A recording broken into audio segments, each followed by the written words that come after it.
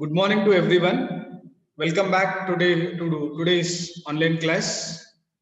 So today we will be discussing about textual grammar. In textual grammar, we have two interesting things. One is about compound adjectives.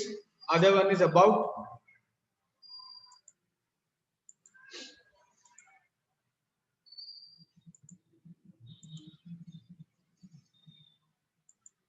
right. The other one is regarding phrasal verbs. Okay. So basically, when before we entering into the topic, let's discuss what is adjective. In general sense, what is adjective? Adjective is a word which qualifies a noun or a pronoun. Adjective is a word which qualifies a noun or a pronoun. And even sometimes an adjective will qualify the other adjective. Okay. I'll repeat once again. Adjective is a word which qualifies a noun or a pronoun. And sometimes even an adjective will also qualify the other adjective. But actually we have adjective of quality, adjective of frequency, adjective of number, adjective of manner, so many are there. But here we will be discussing about compound adjectives. When you hear the term compound, you come to one conclusion that compound means many. Okay. Sometimes in biology we learn that mosquito will have compound eye. I mean more than one. If it is present, then it will be called as compound. So here the meaning, the statement, the heading says that adjectives in which either more than one, two or three adjectives come together to emphasize or to speak about particular subject, I mean a noun or a pronoun, more specifically. That's the meaning of compound adjective. Let us read now. A compound adjective is made by joining two or more adjectives before a noun. Sorry, a compound adjective is made by joining two or more adjectives before a noun. Not only before a noun, it can be even before a pronoun. The meaning of the compound adjective may be different from the meaning of its components. What do you mean by that? The meaning of the adjective, okay, may be different from the meaning of its components. Individually, if two, three adjectives are taken, they have their individual meaning. But when they are combined together, they give a specific meaning. Okay, let's see with examples. Compound adjectives may have a hyphen, okay, between them or in three portion, for example, as in three portion house. So in three portion, three small hyphen portion house. Okay, now they are describing house. Okay, house is a noun there. So how are they describing the house? Like three portion, three and portion. Actually, portion comes under verb, but it is combined with adjective like three. So that will be considered as compound adjective, three portion house. For example, tall grey building. Tall grey building. Tall is an adjective. Grey is an also adjective. Two adjectives are used to describe or to have some emphasis on the noun in a much better way. So that kind of adjectives where two or more adjectives come together and speak about a noun or a pronoun, they will be termed as compound adjectives or housewarming ceremony. Okay, housewarming ceremony. What is the ceremony? Housewarming. House and warming, they are giving more focuses on the ceremony. Okay, right. Fill in the blanks below with the appropriate compound adjectives plus noun. So here he has given us some words now. Raghu was a dash. Okay, 35-year-old man or soft-spoken person or waterproof or lifetime or two-storied house. You are supposed to fill it. So generally when you see here, you can write it as 1 minute. You can write it as 35-year-old man. Here you can write it as 35-year-old man. I am not very good at writing. So you can write this as 35-year-old man. Raghu was a 35-year-old man. Okay. The second one, he was dash. He was an. Now, what is the answer for this? Can you think of it? Describe that person. Describe that person. Okay, you need to describe that person. So, Raghu was a 35-year-old man. We are describing the man. Okay, when we are describing the man, we are telling that he is 35 years. At the same time, he is old. 35 years old is age. So, old is one adjective and 35 is one more adjective. So, we are using two adjectives to describe the man. So, that is called as compound adjective. Okay, you can say that, for example, like gentle, gentle and soft spoken person. Gentle, soft spoken. Gentle who is generous, soft spoken who speaks well. So gentle, soft spoken person, we are trying to describe the person by using more than one adjective. Okay, that is called as compound adjective. So here we say that Raghu was 35-year-old man. He was in dash. He was in what? Open-minded person. Open-minded person. Answer is open-minded person. He was a hard-working person. He was loved by all for his dash. For his what? For his soft-spoken words is the answer. Soft-spoken words. Answer is soft spoken words. He was a hardworking person. He was loved by all for his soft spoken words. He built a dash in the village. Okay. He built a two-storied house in the village. He built a two-storied house. Okay. Two is adjective. Storied is a complementary word given there. But these two are added, okay, in order to focus on the house. So these two and storied will be termed as compound adjective. Now it was his dash. It was his lifetime desire. What was it? It was his lifetime desire. It was his lifetime desire.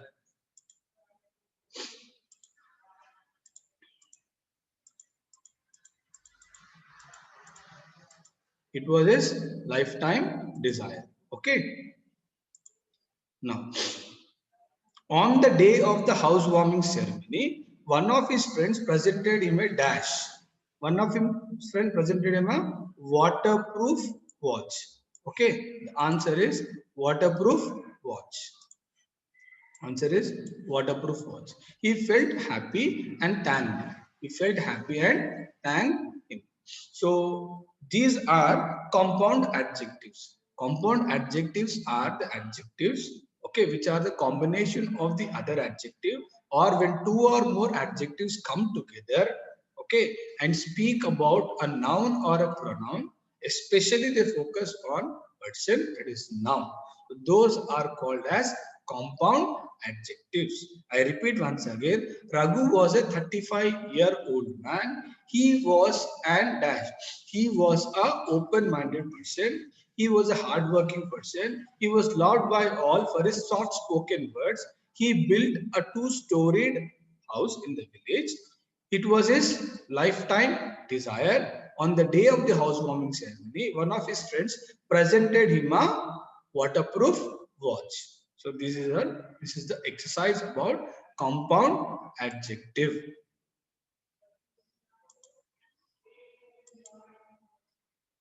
One second, two people are joining again. Right. So let's go little further. Okay. The phrasal verbs.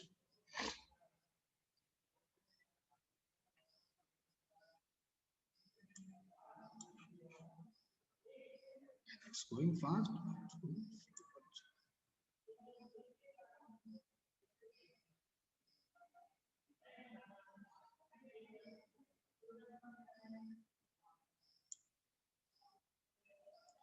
Phrasal verbs. In class 9, you have learned about phrasal verb. Okay.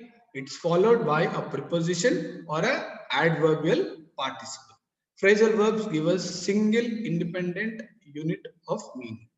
They give us single independent unit of meaning. Now, what is phrase? Phrase is a combination of words, okay, which is a part of a sentence, which will not give you complete meaning. For example, if I say wake up, okay, wake and up. Okay, wake is a verb, up is a preposition. They may be either combined with an adverb or they may be either or with a preposition.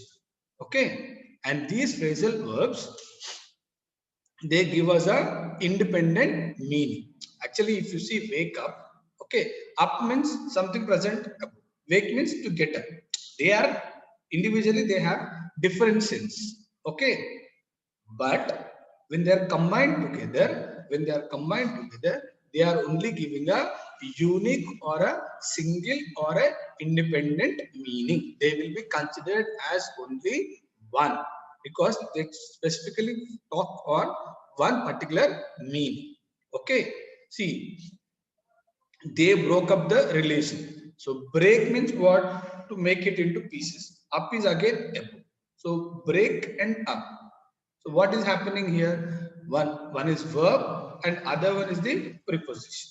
Up is the preposition. They two are combining together and they are trying to give a single independent meaning. So they will be called as phrasal verbs. Now here are few examples. Okay, give out. Okay, to come to an end or to be completely used up.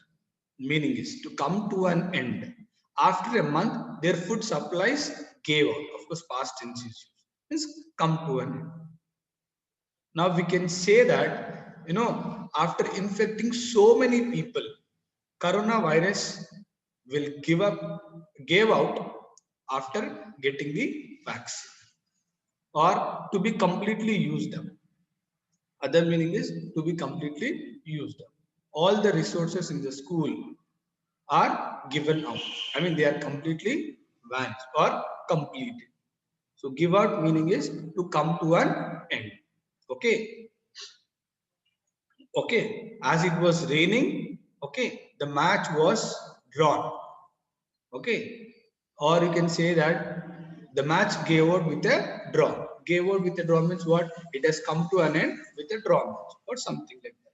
Second one, set aside. Set aside means what? To save something for future needs. Now, when we talk about your parents, okay, most of the parents set aside some amount of money for the future requirements.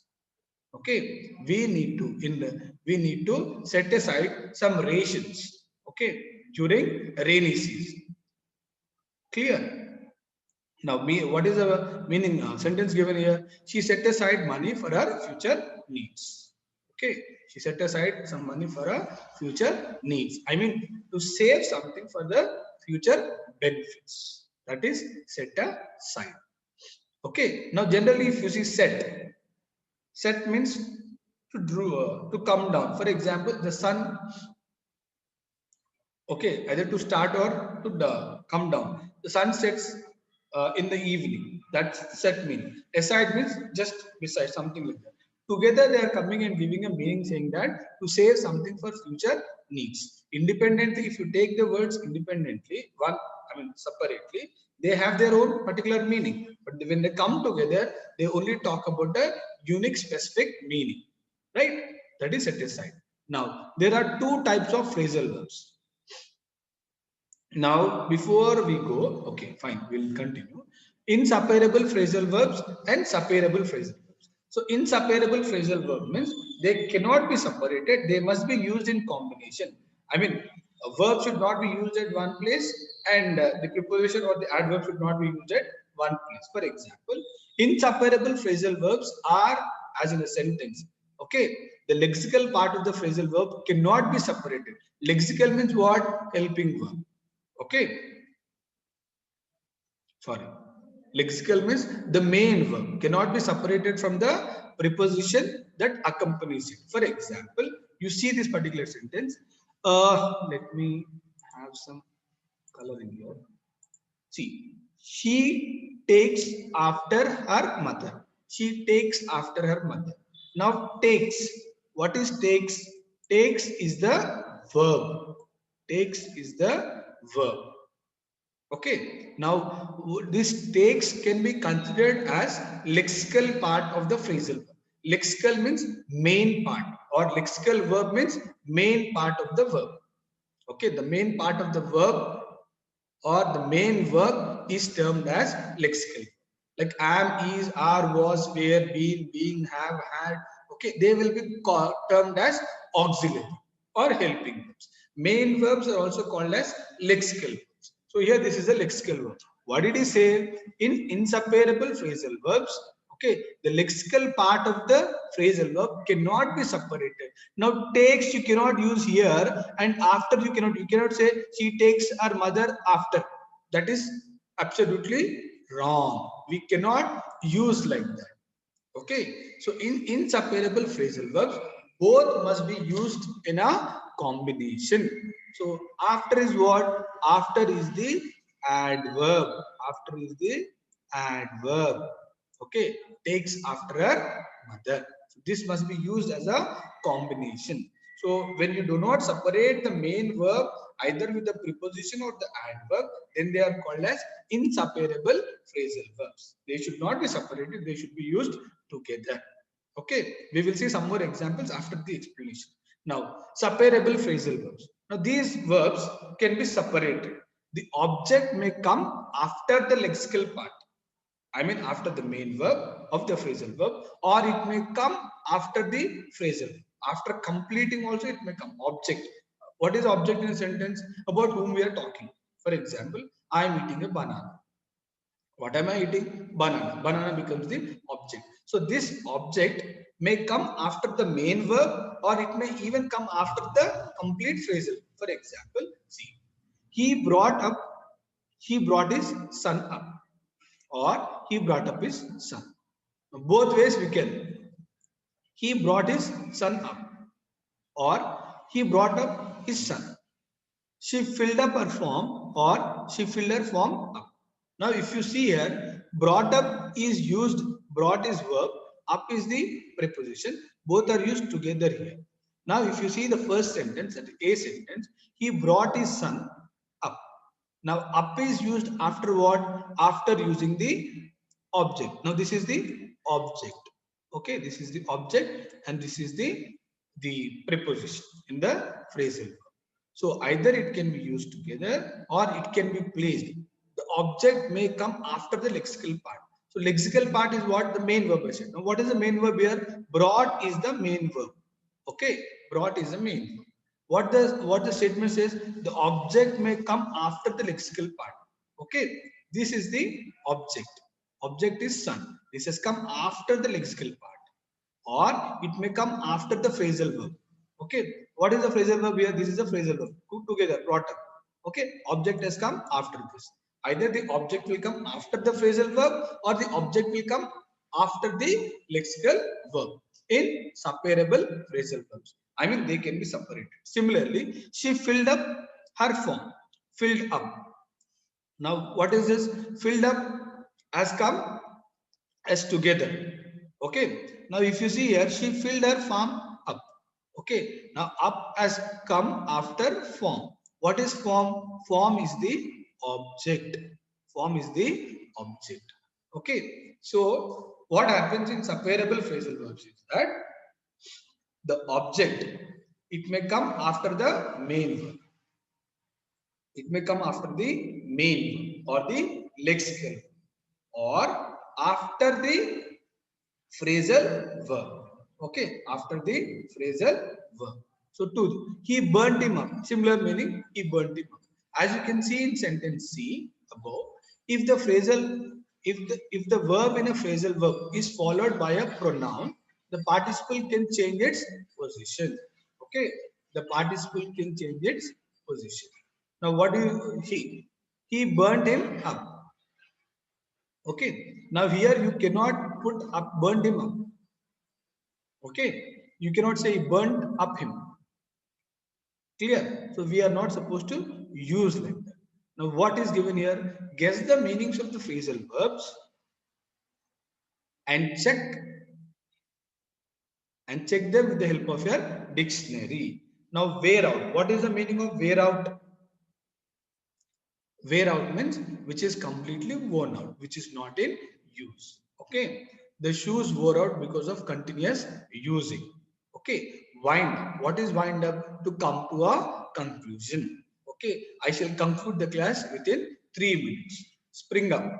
What do you mean by spring up? Okay, to start. Drop off. Drop off means what? To quit. Dash off. To hit something fast. See off. To say goodbye. Knock down. Okay, to come and hit something. Set on. To start. Put off. To close something. Hang around. To move in a particular place. So these are the meaning. Now what I request you is that refer to a dictionary, okay, and write the meanings of these particular phrasal verbs of yourself and put it in the classwork. Tomorrow I will be checking the various meanings what you have written. Okay. So with this, I will share you one more thing. Just 1 minute.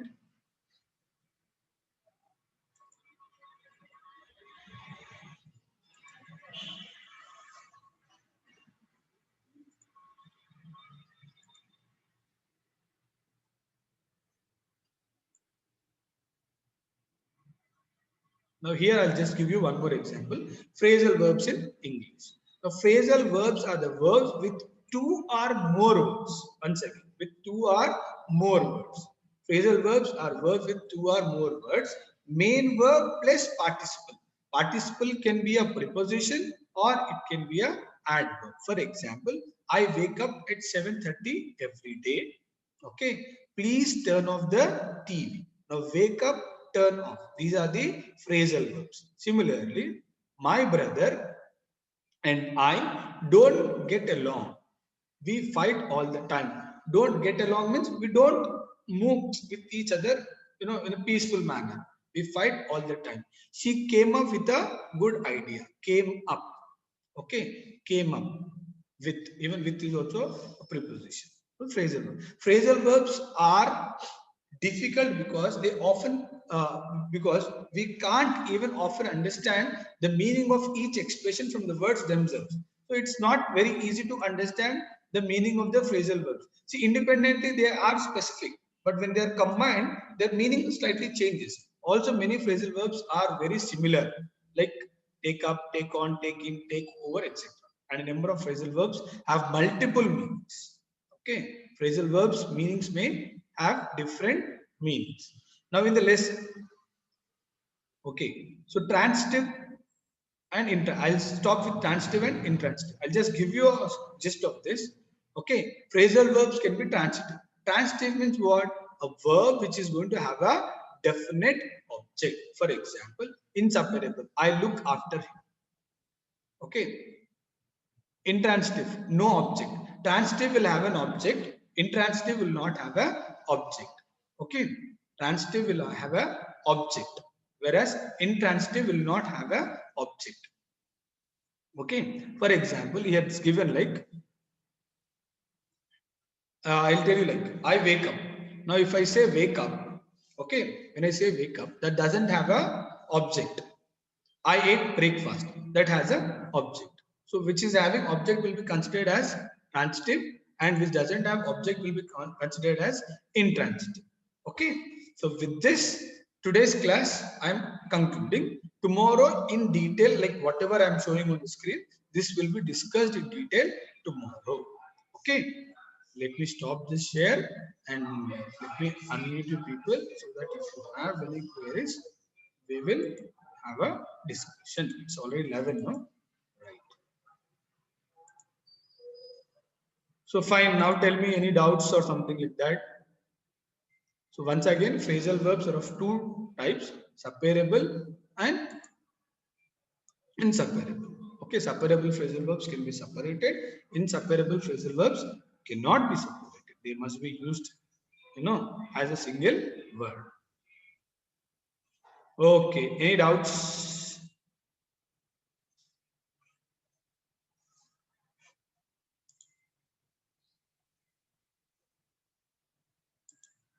Yeah, any questions or something like that, you please ask me.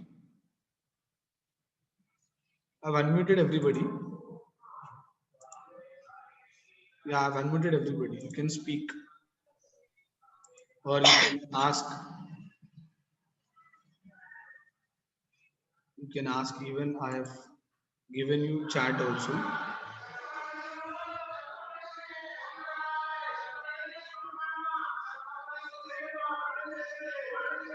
Anything else to be asked?